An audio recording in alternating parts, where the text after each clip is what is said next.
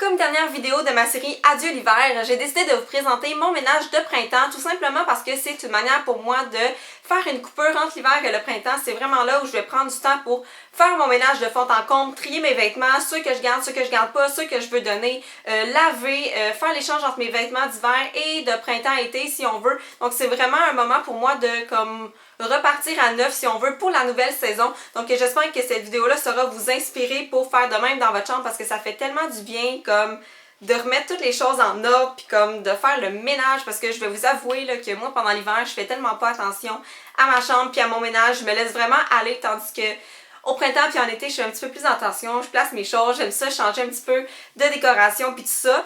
Là, c'est sûr que dans cette vidéo-là, je vous présente pas d'idées de décoration ou quoi que ce soit. Comme je viens de penser à ça dernièrement, là, ça me tenterait de faire une vidéo DIY pour décorer notre chambre. Donc, si vous êtes intéressé à ça, vous me le laisserez savoir dans les commentaires. Pour l'instant, aujourd'hui, je vous montre vraiment juste les étapes que je fais pour faire le grand ménage du printemps. Et sur ce, je vais vous laisser aller voir la vidéo.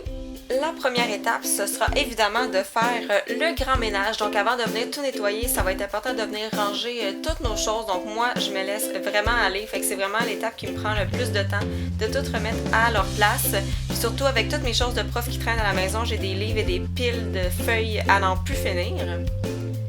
Ensuite, je vais venir nettoyer. Donc je commence par le plumeau parce qu'il faut que j'enlève la poussière, hein, évidemment, avant de venir nettoyer. Puis en plus, moi, avec mes meubles foncés, mais la poussière paraît encore plus, donc il faut vraiment que je passe le plumeau assez souvent.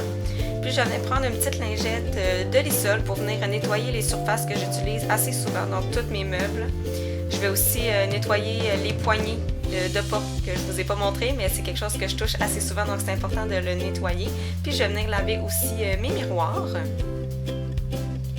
Finalement, je vais passer la balayeuse, puis pour de vrai, c'est tellement l'étape que je fais le moins souvent, mais c'est vraiment super important.